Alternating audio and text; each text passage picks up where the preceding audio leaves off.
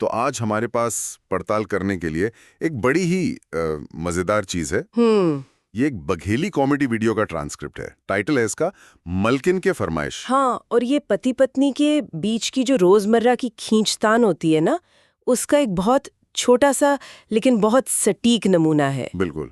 और अक्सर ऐसी ही छोटी छोटी बातों की तह में मतलब बड़ी दिलचस्प कहानियां छुपी होती हैं। और हमारा आज का मिशन भी एक तरह से यही है, सिर्फ हंसना नहीं बल्कि ये समझना कि इस बातचीत से हमें उस इलाके के हास्य, रिश्तों की उठापटक और समाज पर जो हल्के फुल्के तंज कसे जाते हैं उनके बारे में क्या पता चलता है। और ये बघेली बोली का जिक्र करना भी जरूरी है। हाँ बिल्कुल। ये मध्य प्रदेश के रीवा सतना वाले इलाके की है और अपने सीधे सपाट एकदम ठेठ अंदाज के लिए जानी जाती है। तो चलिए फिर इस बातचीत की परतों को एक एक करके खोलते हैं। जरूर। तो शुरुआत ही मतलब कमाल की है। टाइटल है मलकिन की फरमाइश और फिर बातचीत में मेहरिया के कर्तव्य जैसे जुमले आते हैं। हाँ, ये तो ऐसा है जैसे पहली गेंद पर ही छक्का मार दिया हो, सीधे रिश्ते के पावर डायनेमिक्स पर चोट। बिल्कुल। ऐसा लगता है पति बेचारा खुद को पति नहीं, किसी मालकिन का गुलाम समझ रहा है। हाँ, गुलाम।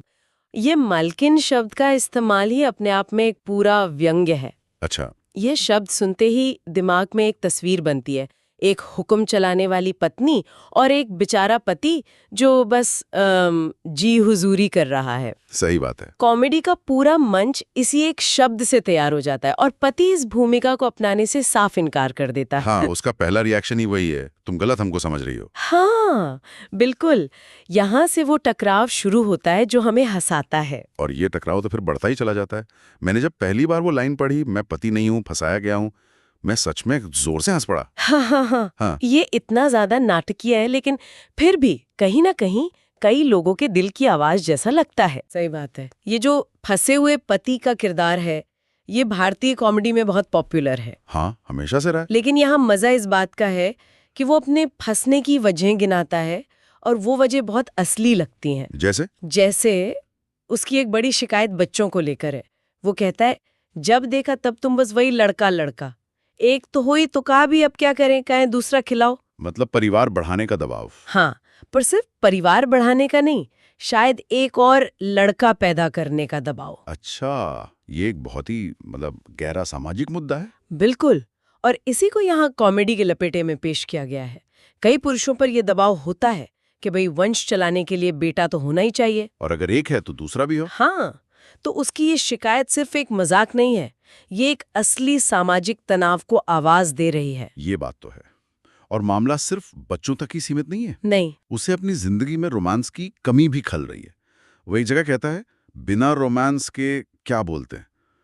ये शिकायत तो बहुत ही पर्सनल और इमोशनल लगती है। और यही बात इस किरदार को और दिलचस्प बनाती है। वो सिर्फ एक दब्बू पति का कैरिकेचर नहीं है। वो एक ऐसा इंसान है जिसे लगता है कि उसकी शादीशुदा जिंदगी अब सिर्फ जिम्मेदारियों और बच्चों की परवरिश तक सिमट गई है और रोमांस कहीं खो गया है। हाँ, जो शायद कभी रिश्ते की नींव रहा होगा वो अब कहीं है ही नहीं। ये एक बहुत ही मानवीय एहसास है और जब कोई कॉमेडियन इस तरह की असली भावनाओं को छूता है तो हास्य और भी गहरा हो जाता है, क्योंकि दर्शक उससे जुड़ पाते हैं। बिल्कुल। और इन सब शिकायतों के ऊपर है बेइज्जती का एहसास। उसे लगता है घर में उसकी कोई इज्जत ही नहीं है। हाँ, वो तो साफ झलकता है। उसकी एक लाइन है, पति है फटकार फेंका आया, इंसल्ट फूल होता है। हाँ, इंसल्ट फूल होता है। जिस तरह से वो अपनी बेइज्जती बयां करता है वो भी कमाल है। वो इंसल्ट फील को इंसल्ट फूल कहता है। और यही तो इस कॉमेडी की जान है ना? बिल्कुल। हाँ, आपने बिल्कुल सही नस पकड़ी है। अब हम कॉमेडी की दूसरी परत में उतर रहे हैं जो है भाषा का जादू। भाषा का जादू। हाँ, बघेली जैसी क्षेत्रीय बोलियों की यही ताकत होती है। वो बातचीत में एक कच्चापन, एक सच्चाई ले आती हैं। देखिए, इंसल्ट फील होता है एक साधारण वाक्य है, लेकिन इंसल्ट फूल होता है में एक मासूमियत है, एक ठेठ देसी अंदाज है जो उस गंभीर बात को भी मजेदार बना देता है। मुझे तो वो काँव काँव करते हैं बार बार ना कहा करो वाला मुहावरा सुनकर ही हंसी आ गई थी। हाँ, ये शहरी नैगिंग या शिकायत जैसे शब्दों से कहीं ज्यादा असरदार और मजेदार है। एक पूरी तस्वीर आंखों के सामने आ जाती है। एकदम। काँव काँव करना एक ऐसा बिंब है जो तुरंत काम करता है। आपको किसी को समझाने की जरूरत नहीं है कि इसका मतलब क्या है। सही बात है। पति को अपनी पत्नी की बातें इतनी चुभ रही हैं कि वो उसे कौवे की कर्कश आवाज जैसी लग रही हैं। ये अतिशयोक्ति है, पर इसी में हास्य छिपा है। और ये बोली उस खास क्षेत्र के लोगों से सीधे दिल का रिश्ता जोड़ती होगी। बिल्कुल, क्योंकि ये उनकी अपनी भाषा है, उनके अपने मुहावरे हैं। इसमें एक और लाइन है जो थोड़ी अजीब है। कमर मत बढ़िया चोट को जब बिक्री से कारी। इसका सीधा मतलब तो समझ नहीं आता। हाँ, और कभी-कभी कॉमेडी का मजा शब्दशाह अर्थ में नहीं होता, उसके अंदाज में होता है। हाँ, उसके अंदाज, उसकी लय और उसकी नाटकीयता में होता है। हो सकता है ये किसी पुरानी लड़ाई का ताना हो जिसका संदर्भ सिर्फ वो दोनों ही समझते हों। अच्छा। लेकिन जिस देहाती अंदाज और बढ़ा चढ़ाकर बोलने के तरीके से ये कहा गया है, वो अपने आप में हास्य पैदा करता है। ये दिखाता है कि ग्रामीण इलाकों में लोग अपनी बात में वजन डालने के लिए कैसे नाटकीय भाषा का इस्तेमाल करते हैं। तो ये पति अपनी शिकायतों और इस मजेदार भाषा का इस्तेमाल करते करते इतना भड़क जाता है कि आखिर में सबसे बड़ा पत्ता फेंकता है। घर छोड़कर जाने की धमकी। हाँ, घर छोड़कर जाने की धमकी। वो कहता है मैं छोरा उठा के सूरत तक जाऊंगा।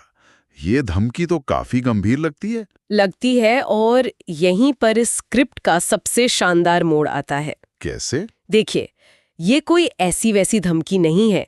सूरत तक जाऊंगा एक बहुत ही वास्तविक और क्या कहते हैं गंभीर सामाजिक सच्चाई से जुड़ी हुई है। मतलब? हम सब जानते हैं कि मध्य और उत्तरी भारत के ग्रामीण इलाकों से लाखों पुरुष काम की तलाश में सूरत, मुंबई जैसे औद्योगिक शहरों में पलायन करते हैं। ये उनकी जिंदगी की एक कड़वी हकीकत है। तो क्या ये सीन अचानक से गंभीर हो जाता है? नहीं, यही तो लेखक का कमाल है। वो इस कड़वी हकीकत को एक खोखली, एक बचकानी धमकी के तौर पर इस्तेमाल करता है। अरे वाह! सुनने वाले को भी पता है और शायद उसकी पत्नी को भी कि ये सच में नहीं जाने वाला।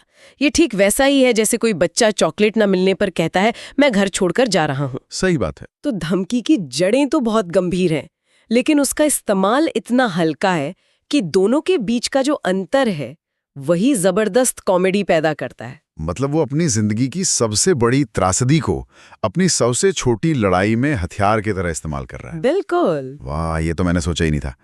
और फिर इस बड़ी धमकी के तुरंत बाद जो होता है वो तो और भी मजेदार है। हाँ, माहौल पलक झपकते ही बदल जाता है। एकदम। वो पूरा सीन ही पलट देता है। इस बड़ी धमकी के ठीक बाद वो कहता है फिर रोमांटिक हुई है कि ना, रोमांटिक वाला कुछ करते हैं। ये अचानक आया बदलाव, ये इस रिश्ते की पूरी सच्चाई बयां कर देता है। हाँ, ये दिखाता है कि ये पूरा झगड़ा कितना रोजमर्रा का और सतही था। एक पल में दुनिया छोड़ देने की बातें और अगले ही पल सुलह और रोमांस की कोशिश। बिल्कुल। ये तो लगभग हर शादीशुदा जोड़े की कहानी लगती है। लड़ाई, गुस्सा, शिकायतें और फिर कुछ देर बाद सब नॉर्मल। वही तो, ये उस चक्र को दिखाता है जो ज्यादातर लंबे रिश्तों में चलता है। लड़ाई अपनी जगह है, लेकिन रिश्ता अपनी जगह। उनका आपसी बंधन इन छोटी मोटी लड़ाइयों से कहीं ज्यादा मजबूत है। ये अचानक आया बदलाव हमें बताता है कि उनके बीच का प्यार और कनेक्शन अभी भी जिंदा है, चाहे शिकायतें कितनी भी क्यों ना हो। तो हमने इस छोटी सी बातचीत से कितनी परतें उधेड़ दी। हाँ, हमने एक मजेदार पति पत्नी की नोकझोंक से शुरुआत की और बात सामाजिक दबाव, आर्थिक पलायन की सच्चाई, भाषा की ताकत और रिश्तों की जटिलता तक पहुंच गई। हाँ, ये सिर्फ एक मजाक नहीं है, ये इस बात का सबूत है कि लोग अपनी जिंदगी की बड़ी बड़ी परेशानियों और तनावों में भी हंसने की वजह ढूंढ ही लेते हैं। एकदम सही कहा।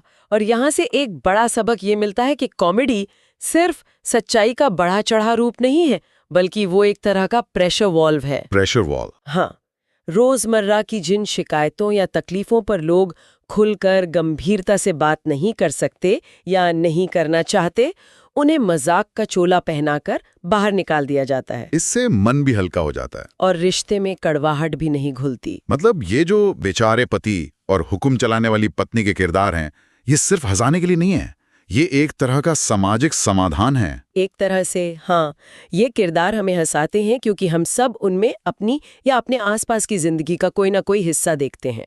पति की रोमांस की कमी या सम्मान न मिलने की शिकायतें भले ही मजाकिया जंग से कही गई हों, है तो असली भावनाएं हैं। और बघेली बोली का इस्तेमाल इसे एक खास सांस्कृतिक पहचान देता है, जो दिखाता है कि हास्य भले ही दुनिया में हर जगह हो, लेकिन उसका रंग रूप हमेशा स्थानीय होता है। बिल्कुल। इस पूरी बातचीत के बाद एक सवाल मेरे मन में घूम रहा है। बताइए। हम इस बेचारे पति वाले हास्य पर खूब हंसते हैं और ये मनोरंजन का एक सफल फॉर्मूला भी है, लेकिन ये सोचने वाली बात है कि जब ये किरदार पर्दे से उतरकर असल जिंदगी में आता है तो क्या होता है? हाँ, दिलचस्प सवाल है। क्या इस तरह का हास्य कभी-कभी पुरुषों के लिए अपनी असली भावनाओं और कमजोरियों के बारे में खुलकर बात करना और मुश्किल बना देता है, क्योंकि उन्हें डर होता है